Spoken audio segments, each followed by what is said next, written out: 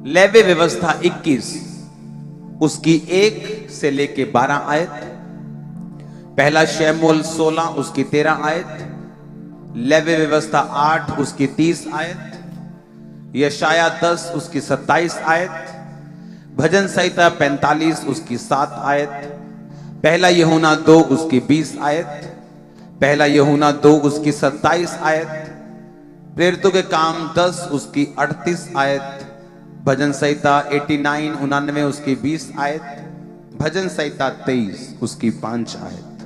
मैं पढ़ूंगा पहले भजन संहिता 45 उसकी 7 आयत से शुरू करूंगा। तूने धर्म से प्रीति और दुष्टता से बैर रखा है, इस कारण परमेश्वर ने, हाँ तेरे परमेश्वर ने तुझको तेरे साथियों से अधिक हर्ष के तेल से अभिषिक्त किया है।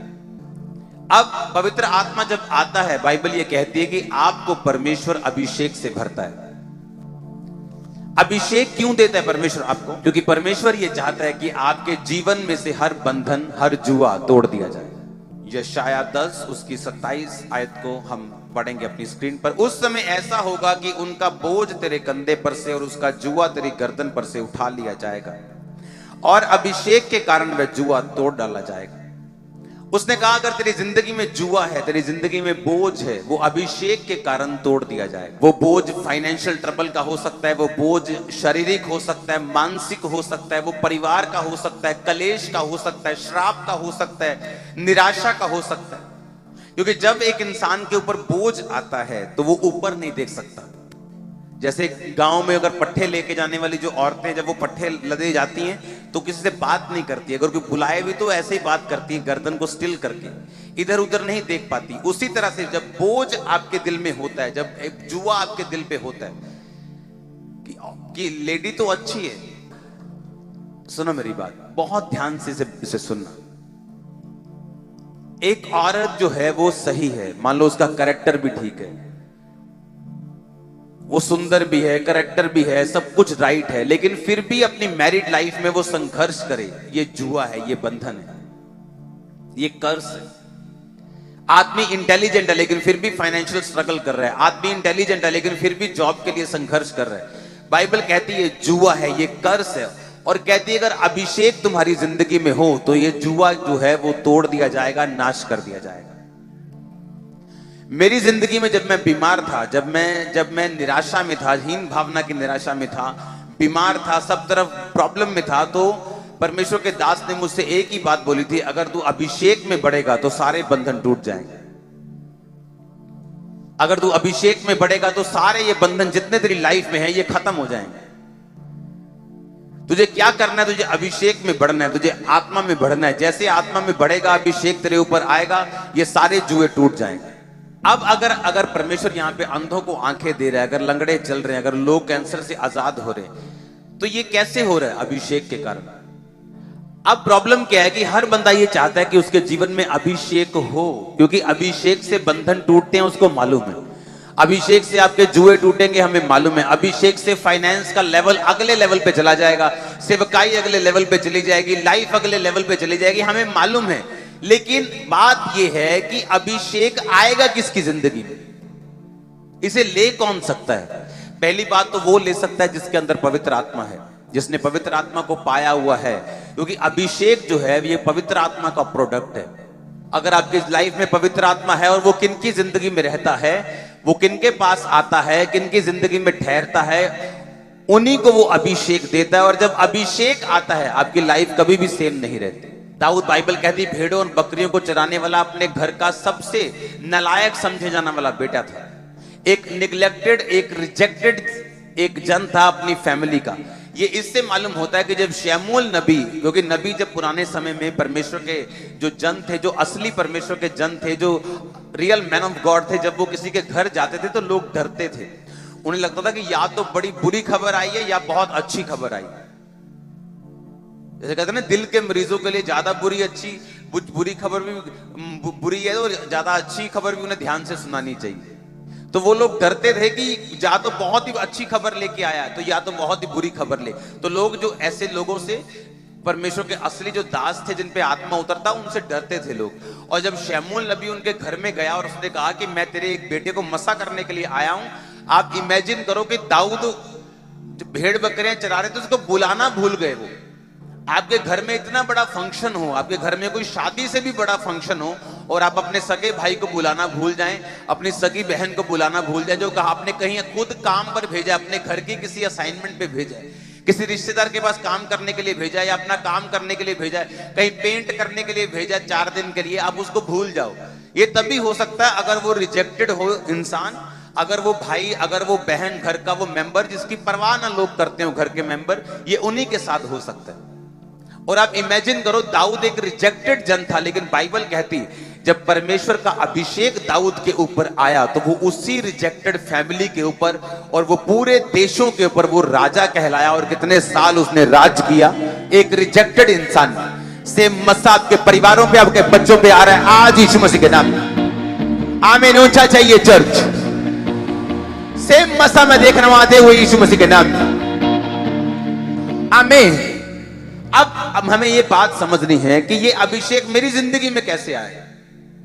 मैं ये समझ चुका हूं कि ये पवित्र आत्मा के बाद आता है। मैं पवित्र आत्मा को पाने के लिए तैयार हूं, उसके लिए तौबा करने के लिए तैयार हूं, पाप छोड़ने के लिए तैयार हूं, सब तरह के गंदे काम छोड़ने के लिए तैयार हूं, लंगर प्रसाद छोड़ने के लिए तैयार हूं, प्रभु को मानने के लिए तैयार हूं, बपतिस्मा लेने के लिए तैयार हूं। ओके, अब आपने पवित्र आत्मा को पा लिया और आप एक धर्मी जीवन जीने लगे। अब आगे क्या? अब अभिषेक आपकी जिंदगी में कैसे है? क्योंकि अगर ये अभिषेक नहीं है, हो सकता है आप इंटेलिजेंट हो फिर भी फाइनेंशियल जुए के नीचे हो, आप बड़ी अच्छी हो लेकिन मैरिज लाइफ में डिस्टर्ब हो, आप बहुत बेहतर जिंदगी आपकी थी, आत्मिक जिंदगी, फिर भी आपके जो बच्चे हैं वो आपके कहने में नहीं है, आपके घरों में कलेश है। क्योंकि बाइबल कहती है कि जुआ एक ही चीज नाश कर सकती है इस धरती के ऊपर, जिसने तुम्हारे सिर को बांधा हुआ है, जिसने तुमको ऊपर नहीं देखने देता, तुमको एंजॉय नहीं करने देता, लाइफ को जीने नहीं देता, एक ही चीज है, वो जुआ है, जो तुम्हें वो बंधन है वो तुम्हें जीने नहीं देता। और बाइबल कहती एक ही चीज है इस धरती के ऊपर जो तुम्हारे बंधनों को नाश कर सकती है। अच्छा इंसान तुम्हारे बंधनों को नाश नहीं कर सकता। वो तुम्हें पैसा दे सकता है, वो तुम्हें तसल्ली दे सकता है, वो तुम्हारे साथ दुख को शेयर कर सकता है, तुम्हारे आंसू पहुंच सकता है, लेकिन तुम्हें बंधनों से आजाद नहीं कर सकता। बाइबल कहती अभिषेक के कारण, ये शायद 10 उसकी 27 को फिर पढ़ेंगे, अभिषेक के कारण तेरा वो जुआ, इंग्लिश हिंदी में लिखा तोड़ डाला जाएगा, लेकिन इसका असली शब्द है नाश कर दिया जाएगा। कि वो तोड़ना होता है एक रस्सी को तोड़ देना, नाश करना होता है कि रस्सी को जला के उसका बल खत्म कर देना, उसको राख में बदल देना। परमेश्वर ने कहा मैं तेरा जुआ राख में बदल दूंगा, कभी तेरे को मालूम भी नहीं होगा तेरी जिंदगी में ऐसा जुआ भी था कभी। आमीन। हर तरह का जुआ, हर तरह का बंधन, हर तरह का बोझ, एक फैमिली में वो नशे का हो सकता है, एक फैमिली वो एक फाइनेंशियल कर्ज का हो सकता है, कर्जे का हो सकता है। कर्जे वाला इंसान भी ऊपर शक्ल करके नहीं जीता, अपना फोन नहीं उठाता, लोगों से सामने देखकर बात नहीं कर पाता, क्योंकि उसे मालूम है वो कर्जदार है। बाइबल कहती है जो कर्जा लेता है वो कर्जा देने वाले का नौकर है, वो कर्जा देने वाले का दास है। और परमेश्वर ने कहा मैं इस दासता से तुम्हें आजाद कर सकता हूं, मैं इस बंधन से, इस जुए से तुम्हें आजाद कर सकता हूं, सिर्फ एक काम करने के कारण। अगर तुम लोग से समझ जाओ कि अभिषेक के कारण तेरा वो जुआ नाश कर दिया जाएगा। अगर आपकी लाइफ में सबसे कीमती चीज कोई है वो आपका अभिषेक है। आपके अलमारी में रखे सोने से भी, आपकी प्रॉपर्टी के कागजों से भी, आपके आपके आपके आईफोन से भी, आपके लैपटॉप से भी, आपके रिश्तेदारों से भी, अगर सबसे महंगी चीज, कॉस्टली चीज अगर आपकी लाइफ में कोई है तो वो पवित्र आत्मा का अभिषेक है। क्योंकि यही बंधन तोड़ेगा। बाकी लोग आपसे सहमति कर सकते हैं, आपके साथ दुख बांट सकते हैं, आपको पैसे की सपोर्ट कर सकते हैं, लेकिन आपके जुए को तोड़ नहीं सकते, आपके बंधन को तोड़ नहीं सकते। ना कोई धर्म तोड़ सकता है, वो ईसाई धर्म हो, वो कोई धर्म हो। ना कोई जाति तोड़ सकती है, ना कोई टीचिंग तोड़ सकती है, ना पढ़ाई तोड़ सकती है, ना साइंस तोड़ सकती है। इसे सिर्फ और सिर्फ पवित्र आत्मा का अभिषेक ही तोड़ सकता है। अब ये लेना कैसे है? आप जानते जब आप परमेश्वर के अभिषेक को पाते हैं, शैतान आपसे लड़ता है। ठंडे प्रचारकों से वो कभी नहीं लड़ता, आप देखो उनका कभी विरोध नहीं होता। ठंडे प्रचारकों को हर बंदा अच्छा कहता है। क्यों? क्योंकि जो फायर वाले प्रीचर हैं, जिनको फायर रिलीज करते हैं, जो आत्मा में भरते हैं, जो मसे से भरते हैं, शैतान उनसे नफरत करता है। पता है क्यों? शैतान को मालूम है बातें करने वाले बहुत हैं।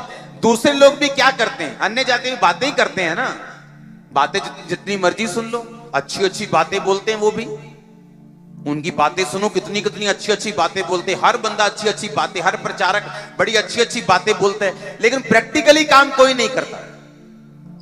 आज कैंसर है, किसी को प्रैक्टिकली बताओ क्या करना है। आज किसी को बीमारियां हैं, प्रैक्टिकली बताओ क्या करना है। प्रैक्टिकली बताओ कर्जे से बाहर कैसे आना है। प्रैक्टिकली बताओ अच्छा रिश्ता कैसे मिलेगा। प्रैक्टिकली बताओ, प्रैक्टिकल बात करो, इस दुनिया की बात करो तुम। वो तो होती नहीं, क्योंकि शैतान को एक बात मालूम है कि मस्सा जब एक व्यक्ति की जिंदगी में आता है वो बदलाव पैदा करता है। पता है क्यों शैतान को मालूम? क्योंकि शैतान जब परमेश्वर की आराधना करता था तो उसके ऊपर मस्सा था, और जब परमेश्वर ने शैतान को गिरा के धरती पर गिरा दिया तो परमेश्वर का वचन कहता है कि वो जब भी किसी इंसान को गिराता है या उसका आत्मा उससे दूर चला जाता है, किसी पास्टर से, किसी प्रॉफिट से, तो वो मस्सा नहीं छीनता, सिर्फ अपनी आत्मा छीनता है। मस्सा उसी के पास रहता है। अभी भी वो हील कर सकता है, अभी भी वो चंगा कर सकता है, लेकिन परमेश्वर का आत्मा उसके पास नहीं है। शैतान आज भी मस्से से भरा हुआ है। आज भी कोई शैतानी गाना लगा दो, जोश चढ़ जाएगा, लोगों को डांस करने का दिल करेगा। वो क्या है? वो मस्सा है, पर कौन सा? नेगेटिव, कौन सा? शैतानी। आप कहीं जाएंगे, कहीं कुछ लगा होगा, कुछ ऐसा, मैं बोल नहीं सकता, कुछ ऐसा लगता है, आपको लगता है पावर महसूस होती है आपको उनके गानों में भी। वो रियल पावर है, आपको मालूम होना चाहिए। वो पावर रियल है, पर किसकी है? शैतान की। आज कॉन्सर्ट में गाने लगा दो, लोग झूमते हैं, वो रियल पावर है। वो पावर नकली नहीं है, वो रियल है, वो शैतान की है। इसीलिए शैतान को पता है कि मैं इनको ये जितनी मर्जी बाइबल पढ़ी जाए, लेकिन जिस दिन ये प्रैक्टिकल करेंगे और मसा आएगा, उस दिन लड़ूंगा, पहले नहीं लड़ूंगा। ठंडे प्रचारकों से वो कभी नहीं लड़ता, उनको मालूम है ये मेरा नुकसान नहीं करेंगे,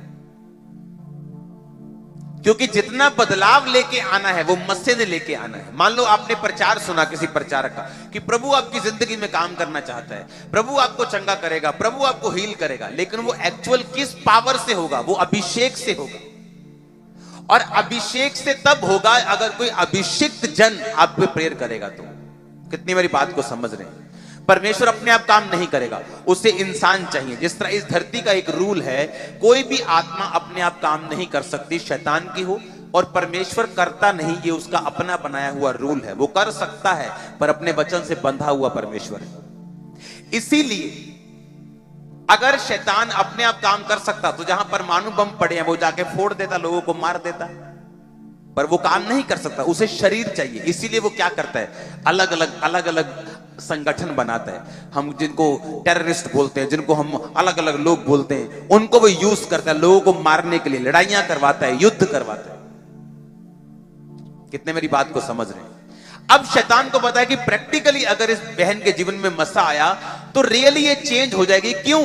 क्योंकि शैतान के पास भी मस्सा है, उसी मस्सा से वो लोगों को बिगाड़ता है। उसे मस्से की वैल्यू पता है, उसे जुए का टूटना मालूम है कि ये अनॉइंटिंग है, दैट्स मेक्स द डिफरेंस। सिर्फ अभिषेक है जो डिफरेंस पैदा करता है एक विश्वासी के साथ दूसरे विश्वासी के बीच में। ये डिफरेंस जो है वो अनॉइंटिंग का है, वो मस्से का है, उसे मालूम है। इसीलिए जब एक इंसान आत्मा में बढ़ता है उसे कलेश उठाने पड़ते हैं, फालतू की लोग बातें करना शुरू करते हैं। जब जैसे आप आत्मा में बढ़ेंगे अलग अलग चीजें शुरू हो जाएगी। क्यों? शैतान को मालूम हो जाता है कि नहीं, परमेश्वर का अभिषेक इसके ऊपर है, इसको थोड़ा सा तंग करो, इसको थोड़ा सा डिस्टर्ब करो, क्योंकि अभी उसे मालूम है अभिषेक आ रहा है, उसे मालूम है बदलाव लाने वाला लोगों की जिंदगी में जो असल काम होगा वो अभिषेक ने करना है। आप इमेजिन नहीं करेंगे मैं किन किन चीजों से निकला हूं सेवकाई की जब शुरुआत थी, और महा झूठों से निकला हूं। ऐसे झूठ जो मेरे को सुन के हंसी आती थी। जब मैं सेवकाई की शुरुआत में था तो जहां जिन जिन घरों से लोग आते थे वहां पे पास्टर लोग, दूसरे लोग जाके बोलते थे इसके पास मत जाना, ये कैरेक्टरलेस आदमी है। और मेरा रिकॉर्ड ये था कि मसीह में आने के बाद इस दुनिया की कोई भी लड़की नहीं बोल सकती कि इसने मुझसे कुछ गलत ऐसे बोला कि ऐसे उंगल भी टच की हो, टच ऐसे टक ऐसे, एक भी नहीं। मैंने अपने कैरेक्टर को मेंटेन किया, लेकिन लोग जो बातें बोलते थे वो बिल्कुल उलट बोलते थे और मुझे गुस्सा आता था कि मैं सही काम कर रहा हूं, लोग ये बोल रहे हैं। लेकिन वो अभिषेक में बढ़ने का टाइम था। हालेलुया। मेरी वाइफ बोल रही, अरे मैं जब ठीक ठीक काम करती थी लोग ऐसा, अब मैं आत्मा में बढ़ रही हूँ, 40 फास्टिंग चल रही है, आत्मा में चल रहा है, सुबह शाम प्रार्थना चल रही है, लोग तंग कर रहे हैं। मैंने कहा ये मस्से में बढ़ने का एक नतीजा है, ले लो इसको, ये फ्रूट है, ये फल है। क्योंकि जब आने वाले समय में मसा बढ़ेगा, आज चर्च में आप देख रहे हो काम, आप फायर प्रेयर में देख रहे हो, जब प्रभु की दासी ने बढ़ना है तो काम होने हैं ऐसे। लोग बुरा बोलेंगे, आपने बढ़ना है तो शैतान तंग करे, क्योंकि क्यों तंग करेगा, पहले क्यों नहीं तंग करता था, उसे मालूम है एक ही चीज है जो डिफरेंस पैदा करेगी, वो है अभिषेक। आप बाइबल स्टडी कर लो, उसे कोई मतलब नहीं। इसका मतलब ये नहीं वचन इंपॉर्टेंट नहीं, वचन बहुत इंपॉर्टेंट है, लेकिन लोग क्या करते हैं, ठंडे वचन के नाम पर वो वचन को वचन दे देते हैं। ठंडा वचन वचन नहीं है, वचन प्रॉपर तभी है। एक बंदा बोलता है यीशु मसीह के वचनों का प्रचार करो, उसके कामों का प्रचार नहीं करना। अच्छा ठीक है, तो फिर यह भी प्रचार मत करो कि यीशु मसीह बचा सकता है, सेव कर सकता है, क्योंकि ये भी तो यीशु मसीह का काम है। हम स्वर्ग जा रहे हैं कि नहीं जा रहे, ये उसका काम है कि नहीं, फिर ये भी प्रचार करना नहीं बनता। यीशु मसीह ने चेलों को कहा जाओ और प्रचार करके लोगों को चंगा करो। उसने ये नहीं कहा प्रचार करो और ठंडे ठंडे वापिस आ जाओ, कि बीमार बीमार टुंडा टुंडा ही बैठा है, लंगड़ा लंगड़ा ही बैठा है, और आ जाओ वापिस और कहो कि यीशु सब कुछ कर सकता है। भाई करो फिर। यीशु मसीह चाहता हम बैलेंस बना के रखें, हम वचन पे चलें और आत्मा में चलें, वचन में बढ़े, मस्से में बढ़े, दोनों चीजें होनी चाहिए। टांगे दो क्यों बनाई उसने, एक क्यों नहीं बनाई, आंखें दो क्यों रखी। अच्छा एक आंख बंद करके देखो, देखो एक आंख बंद करो, देखो दिखता है ना कि नहीं दिखता, मैं दिख रहा हूं कि नहीं, लेकिन मजा नहीं आ रहा है कि नहीं। दोनों आंखें खोलो, मजा आ रहा है कि नहीं। ऐसे ये लोग हैं, अकेला वचन लेके चलेंगे। ये काने लोग हैं, क्या है ये काने लोग। एक है अकेली हीलिंग लेके चलो, उसे वचन आता ही नहीं, हीलिंग हीलिंग 24 घंटे हीलिंग, ये भी कान है। जिसकी दोनों आंखें खुली वो वचन भी देगा, हील भी करेगा। दो हाथ क्यों दिए, दो कान क्यों दिए, दो टांगे क्यों दी, पेयर में परमेश्वर ने क्यों भेजा, वचन और सामर्थ। परमेश्वर ने कहा ना तुम वचन को जानते हो ना सामर्थ को जानते, इसीलिए भूल में पड़े हो। या तो लोगों की आदत है बाइबल स्टडी में घुस जाएंगे, लेकिन बाइबल जो कह रही है उसमें तो घुसो। वो तो कह रही है अभिषेक बंधन तोड़ता है, वो तुम्हारे पास है नहीं। वो कहता है हील करो, वो कहता है लंगड़ों को चलाओ, वो कहता है मुर्दों को, वो तुम करते नहीं। जो आसान है उसे पकड़ लेते हो और जो कर रहा है उसकी निंदा करते हो। हालेलुया। हमें दोनों में चलना है, हमें वचन में मास्टर बनना है, हमें हीलिंग में बढ़ना है, हमें मस्से में बढ़ना है। क्यों शैतान क्यों मस्से वाले लोगों की नफरत करता है, उनसे नफरत करता है। उसे मालूम है कि जब मस्सा आएगा ये बंधन टूट जाएगा, जुआ खत्म हो जाएगा। उसे मालूम है, ये प्रैक्टिकल मालूम है, क्योंकि उसके पास अभी तक मस्सा है। प्रभु ने मस्सा वापस नहीं लिया। जो सेवक प्रभु के नाम पे खड़े होके गलत काम करते हैं, मस्सा उनसे भी हटता नहीं, याद रखना। मत सोचो कि लंगड़े चल रहे तो परमेश्वर का आत्मा है, वो गिफ्ट है, वो गिफ्ट है, वो एक वरदान है जो प्रभु ने दिया है कभी, पर आत्मा होना जरूरी है। आत्मा कैसे मालूम होता है, आपको परमेश्वर का आत्मा गाइड करता है, अगुवाई करता है। आप कॉपी नहीं मारते, आप बताते हैं कि क्या होना है, किधर होना है। एक एक वर्ड आपको मैंने बताया पूरा हो रहा है कि नहीं हो रहा। एक एक सिंगल 5 साल पहले, ये नहीं खबर पढ़ के एनालाइज करके फिर बोली गई इंटरनेट पे, जो पास हो गया उसको डाल दिया, जो फेल हो गया उसको काट दिया, कोई ड्रामेबाजी नहीं। 5 साल पहले आपको बताया क्या होगा। एक बम बजा, सोना 10% ऊपर, और मैंने आपको बताया था आने वाले टाइम में नोट ऐसे मैंने गलियों में देखे। अब आपको यह बात मालूम कर लेनी चाहिए कि अगर मुझे कुछ चाहिए, चाहे मैं बिजनेसमैन हूं, चाहे मैं हाउस वाइफ हूं, चाहे मैं एक स्टूडेंट हूं, चाहे मैं कोई भी हूं, मेरा बंधन जो है, मेरा जुआ जो है, मेरी लिमिटेशन जो है, वो अभिषेक ही तोड़ेगा और कोई नहीं। आमीन। ऐसा नहीं होता कि सूर्य आ जाए और गर्मी ना हो। सूर्य उगने के बाद तभी गर्मी नहीं आती अगर बादल हो। अगर पाप के बादल हैं तो गर्मी नहीं आएगी। अगर पवित्र आत्मा आ गया है तो अभिषेक आएगा। अब लेना कैसे, उसकी सुनो। लेवी व्यवस्था 21 उसकी 1 से 12 आयत। फिर यहोवा ने मूसा से कहा, हारून के पुत्र जो याजक हैं उनसे कह कि तुम्हारे लोगों में से कोई भी मरे तो उसके कारण अपने आप को अशुद्ध मत करना। अपने निकट कुटुंबियों अर्थात अपनी माता पिता बेटे बेटी भाई अपनी कुंवारी बहन जिसका विवाह ना हुआ हो या जिसका निकट का रिश्ता है उसके लिए अपने आप को तू अशुद्ध कर सकता है। पर याजक होने के नाते वह अपने लोगों का प्रधान है, इसलिए वो अपने आप को ऐसा अशुद्ध ना करे कि अपवित्र हो जाए। वे ना तो सिर मुंडाए, ना गाल मुंडाए, ना शरीर चीरें। ये आगे उसके कंडीशंस हैं, शर्तें हैं। अब मैं पढ़ूंगा इसकी 10 आयत को। जो अपने भाइयों में महायाजक हो, पहले मैंने याजक का पढ़ा, अब मैं महायाजक पढ़ता हूं। जिसके सिर पर अभिषेक का तेल डाला गया हो, जिसका पवित्र वस्त्रों को पहनने के लिए संस्कार यानी अभिषेक हुआ हो, वह अपने सिर के बाल बिखरने ना दे और ना अपने वस्त्र फाड़े, ना किसी लोथ के पास जाए, ना अपने माता पिता के कारण अपने आप को अशुद्ध करे, पवित्र स्थान से बाहर ना निकले और अपने परमेश्वर के पवित्र स्थान को अपवित्र ना ठहराए, क्योंकि वह अपने परमेश्वर के अभिषेक का तेल रूपी मुकुट धारण किए हुए है। मैं यहोवा हूं। सब बोलो आमीन। 2 तरह के लोग थे याजक। याजक कौन होते थे? जब इजरायली लोग परमेश्वर के भवन में जाते थे तो जो मेल बलियां होती थी, जो लोग ऑफरिंग लेके जाते थे, भेड़ लेके जाते थे, पाप करते थे तो भी ऑफरिंग लेके जाते थे, मुंह से नहीं मांगते थे, देते थे प्रभु को। भेंट हमेशा देने से आपके चीजें खत्म होती। वो पाप बलि, भेंट बलि, मेल बलि लेके जाते थे और याजक उनको चढ़ाते थे। ये याजकों का काम था। अन्न की बलि चढ़ाते थे, सुबह और शाम को भेड़ की बलियां देते थे। और परमेश्वर ने कहा जो याजक हैं वो जब उनके घर में उनका मां मर जाए या बाप मर जाए, बेटी बेटा भाई, कुंवारी बहन, शादीशुदा बहन नहीं, कुंवारी बहन अगर मर जाए तो वो उस मर्ग में बैठ सकते हैं और लोथ को छू भी सकते हैं, टच कर सकते हैं उस लाश को। अगर लेकिन उनका कोई रिश्तेदार मर जाए तो फिर वो उस लोथ को टच नहीं कर सकते। कोई उनका असिस्टेंट मर जाए, कोई आसपास का मर जाए, लेकिन वो टच नहीं कर सकते, वो अपने आप को अशुद्ध नहीं ठहरा सकते, क्योंकि मैं उनका वो परमेश्वर हूं जो उनसे भेंटों को लेता हूं। वो इजराइल की भेंटों को चढ़ाते हैं, इसलिए वो अपने आप को अशुद्ध ना करें। ये थे याजक।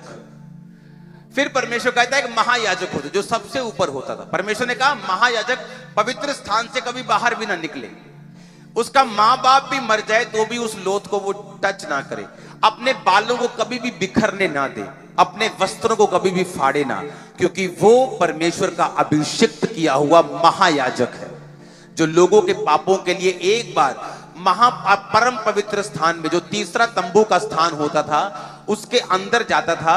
और अगर वो महायाजक पापी होता था, वहीं डेथ हो जाती उसकी, और उसके रस्सी लगी होती थी, और जब लोग देख रहे थे कि उसकी डेथ हो गई तो उसको खींच के रस्सी से बाहर निकालते थे। इन 2 कंडीशंस में हम देखेंगे, याजक के ऊपर कम अभिषेक था, महायाजक के ऊपर ज्यादा अभिषेक था। जिसके ऊपर कम अभिषेक था उसकी रेस्ट्रिक्शंस, उसकी शर्तें थोड़ी थी। जिसके ऊपर ज्यादा अभिषेक था उसकी शर्तें ज्यादा थी। इसका मतलब क्या? इसका मतलब आप अपनी जिंदगी में कितना अभिषेक चाहते हैं, अब ये आपके ऊपर निर्भर करता है। जितना बलिदान आप प्रभु को देंगे उतना अभिषेक आपकी जिंदगी में होगा। अगर याजक का बलिदान एक लेवल तक था तो उसका अभिषेक भी एक लेवल तक था। अगर महायाजक का बलिदान ऐसा था कि वो अपनी माता पिता की लोथ को भी नहीं छू सकता था तो उसका अभिषेक भी हाईएस्ट लेवल का था। एक विश्वासी की जिंदगी में कितना अभिषेक काम करेगा? जितना वो बलिदान देगा। आज लोगों को पास टाइम का बलिदान देने के लिए समय नहीं, वो कहते हैं हमारे पास टाइम नहीं। अगर टाइम का बलिदान आप नहीं दे सकते, परमेश्वर आपको अभिषेक नहीं दे सकता। जब तक आपकी जिंदगी में प्रथम स्थान परमेश्वर नहीं बनता, उसका वचन नहीं बनता, वो आपको अभिषेक नहीं दे सकता। अगर आप बोने में कंजूस हैं, अगर आप पैसे से प्यार करते हैं, वो आपको अभिषेक नहीं दे सकता। अगर आप शारीरिक हैं, अगर आप जेलसी करते हैं, अगर आप नफरत करते हैं, अगर आप दिल में रखते हैं चीजों को लोगों की हुई, तो वो आपको अभिषेक नहीं दे सकता। बाइबल कहती है आपको परमेश्वर का अभिषेक हासिल करने के लिए एक मूल्य अदा करना पड़ता है। महायाजक का मूल्य था कि वो अपने माता पिता के लोथ को भी नहीं छू सकता। कितना बड़ा बलिदान उसको देना पड़ता था अगर वो उस अभिषेक में बंधे रहना चाहता है। याजकों का एक मूल्य था कि अपने रिश्तेदारों के लोथ को वो छू नहीं सकते थे। सिर्फ अपने कुटुंबी, अगर बहन की शादी हो गई तो उसकी भी लाश को छू कर रो नहीं सकते थे, लाश को टच नहीं कर सकते थे। एक बलिदान था। आज विश्वासी बलिदान नहीं देना चाहता, वो आम लोगों की तरह जिंदगी जीना चाहता है, अपने दोस्तों की तरह फेसबुक पे टाइम बिताना चाहता है, गली नुक्कड़ पे रह के लड़कियों को छेड़ना भी चाहता है, उनके साथ हाहा ही हू भी करना चाहता है और प्रभु के अभिषेक में भी बढ़ना चाहता है। और अभिषेक आता नहीं, बंधन सारी उम्र रहते हैं। फिर कहते हैं यार गए सी चर्च ठीक है, पर मेरी जिंदगी में भी काम नहीं। काम कैसे होगा? काम अभिषेक नहीं करना है। चर्च में आओगे, वचन सुनोगे, पाप से मुक्त हो जाओगे। अभिषेक जब आएगा उसे ग्रहण करोगे। जो अभिषेक ग्रहण करके वापिस जाके संभाल के रखोगे, उसी अभिषेक ने तुम्हारी जिंदगी में तुम्हें अजर देना है, फल देना है। लेकिन अगर उस अभिषेक को गवा दोगे कि पूरी बॉडी के ऊपर दुनिया का बेस्ट तेल लगाया, उसके बाद मिट्टी में चले गए। अभी परमेश्वर के अभिषेक को ग्रहण किया, सिर पे ऑयल आ गया, हाथों पे ऑयल है, कपड़े मस्से से भरे हुए, पूरा अभिषेक से भर के वापिस जा रहे हैं और रास्ते में गुनाह कर लिया, पाप कर लिया, वो अभिषेक करप्ट हो गया। वो तेल जो आपने इकट्ठा किया उसमें पानी डाल दिया, अब वो जल तो रहा है, fuck fuck fuck fuck fuck fuck, जो जलता है ना दीवे में, अगर तेल वाले दीवे में पानी डाल दो वो fuck fuck fuck fuck fuck ऐसे जलता है। वो ना तो जलता है, ना बंद होता है, ना गर्म करता है, ना ठंडा होता है, ना घर का, ना घाट का, ना इधर का, ना शैतान का, ना परमेश्वर का, बीच में फंसे हैं। वो हाल है कुछ विश्वासियों का कि आधा पाप है, आधा मसा है, कच्चा पक्का सब कुछ हुआ पड़ा है। ऐसा कभी मत करो, नहीं तो आप ही की जिंदगी में जब देरी होगी, आप ही का विश्वास जो है वो शैतान कमजोर करने की कोशिश करेगा। जब मुझे ये मालूम है कि अभिषेक के कारण मेरा बंधन टूटने वाला है, जब मुझे ये मालूम है कि अभिषेक के कारण सारे जुए टूटने वाले हैं, तो क्यों ना मैं इसी अभिषेक को संभाल के रखूं। अब आपको ये मालूम है मुझे बलिदान देना है। जब आप बाइबल पढ़ने बैठेंगे अपने फेवरेट टीवी शो को छोड़ के, आपको मालूम है आपने बलिदान दिया। जब मैं आज कल रात को प्रेयर, अपने पूरे रात को मैं अपने प्रार्थना के रूम में रहा हूं, मैं जानता हूं मैं परमेश्वर को समा दे के आया हूं। आप यहां पे सामान निकाल के आए, अपने काम छोड़ के आए, पूरा दिन हम यहां वर्शिप करते हैं, ये बलिदान है। इसलिए आप सेम वापस नहीं जाते। जब आते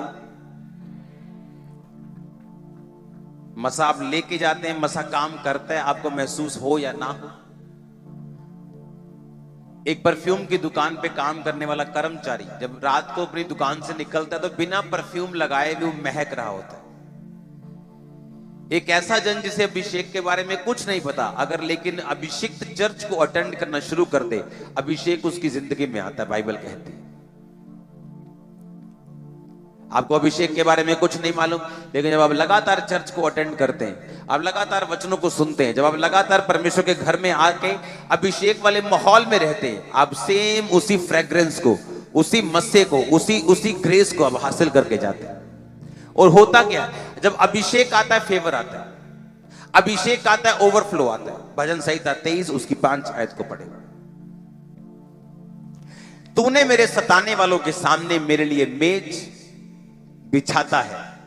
तू मेरे सताने वालों के सामने, बोलो तू मेरे सताने वालों के सामने मेज बिछाता है। तूने मेरे सिर पर तेल मला है, मेरा कटोरा उमड़ रहा है।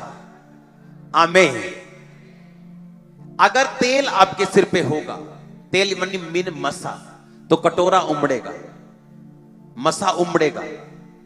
अभिषेक जब होगा आपके सिर के ऊपर, तो आपके जो फाइनेंस है, आपकी लाइफ है, आपकी फैमिली है, आपकी ब्लेसिंग्स है, वो हमेशा उमड़ेगी।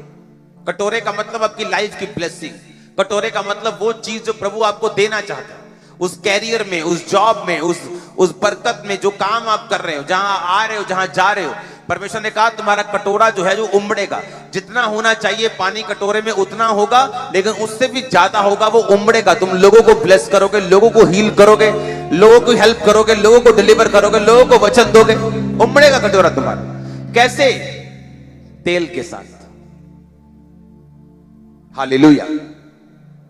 उसने कहा तूने धर्म से, भजन संहिता 45:7, तूने धर्म से प्रीति रखी और दुष्टता से क्या रखा है? बैर रखा है।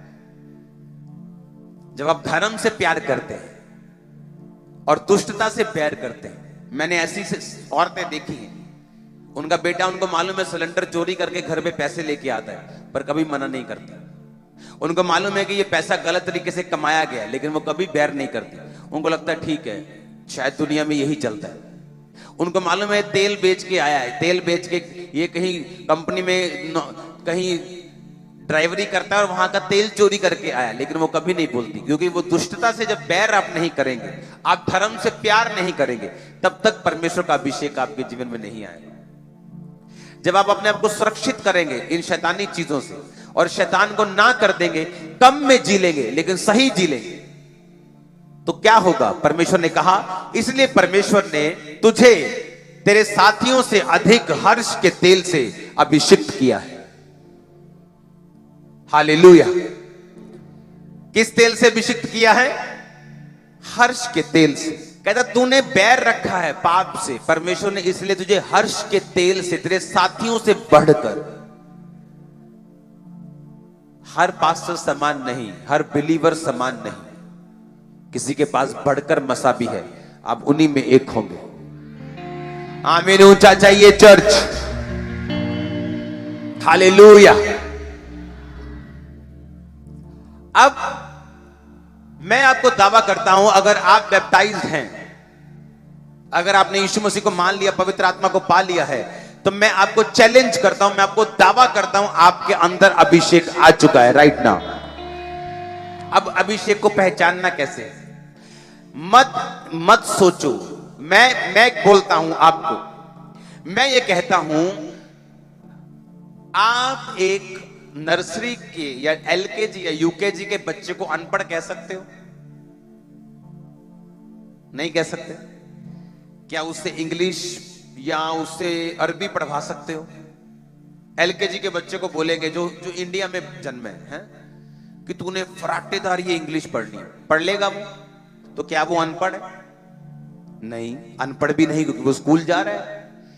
अब मैं आत्मा में मान लो कॉलेज या यूनिवर्सिटी में, एक बंदा आज यहां बैठा है जो भी स्कूल में, तो वो ये ना समझे कि जो अभिषेक से मैं कर रहा हूं वो कर पाएगा, क्योंकि उसका अभिषेक अभी बच्चा है, अभी उसने लिया है, अभी उसने अंदर लिया है, अभिषेक को समाया है।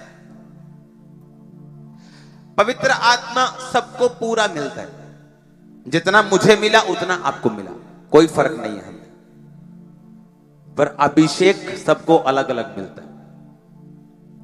अभिषेक सबको एक समान नहीं मिलता।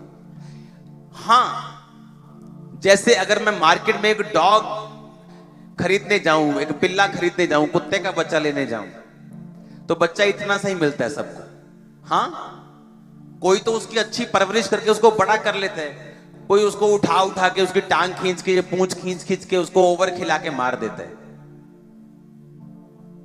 हाँ या ना? अब आपको यह मालूम होना चाहिए कि आपके अंदर अभिषेक आ गया जिस दिन पवित्र आत्मा आ गया, आपने ऑयल प्रेयर को रिसीव किया, आमीन बोला, फायर प्रेयर रिसीव की।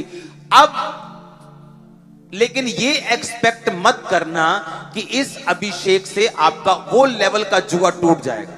ये तो वो बात हो जाएगी कि बंदा बोलेगा जी आप देखो जी ये डॉग है जी, तिब्बतन मैस्टिवा पुट पिट बोले लो जी, या रॉटवेलर लो जी, इनू घर रखो चोर नहीं आएगा। और आप छोटा सा कुत्ते का बच्चा लेके आए और सोचे हाँ उन्हें चोर नू चक के बाहर करूंगा, तो चोर ने उन्होंने चक के ले जाना। आप मेरी बात समझ रहे कि नहीं? अभी उसको बड़ा करना है, उसको खिलाना है, उसको पिलाना है, उसकी रक्षा करनी है। पहले कुत्ता वो तुम्हारी रक्षा बाद में करेगा, पहले तुम उसकी रक्षा करो।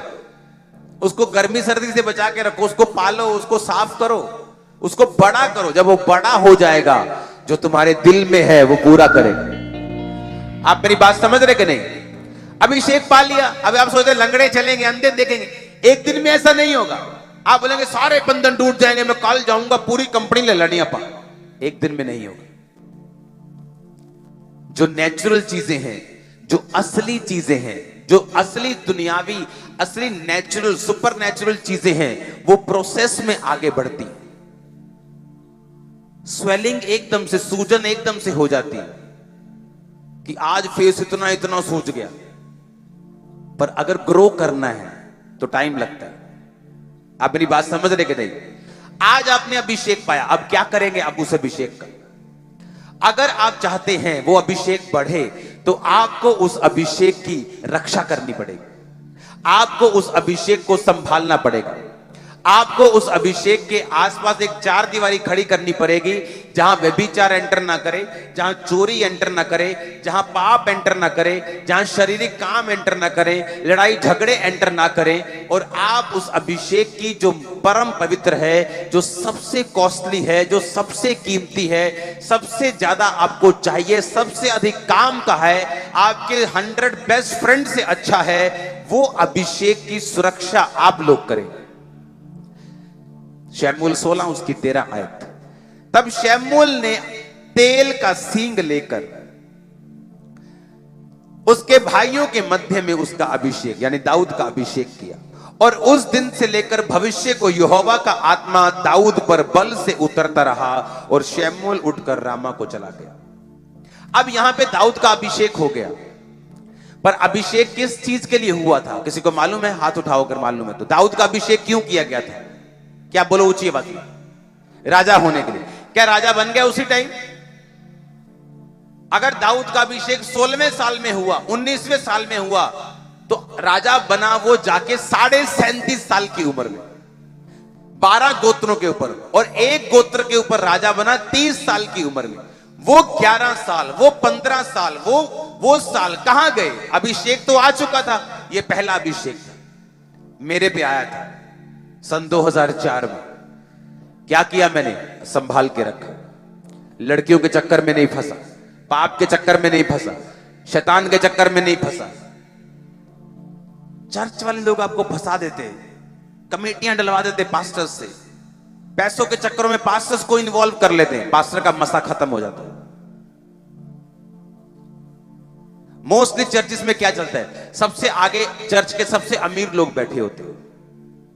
क्यों? क्योंकि वो पैसा बोने वाले लोग होते हैं, पास्टर्स उनको आगे बिठाते हैं, और पास्टर्स की लाइफ में मसा जीरो हो जाता है। क्यों? क्योंकि वो लोग, हर बंदा अमीर अभिषेक से भरा हुआ नहीं है। कितने मेरी बात को समझ रहे हैं?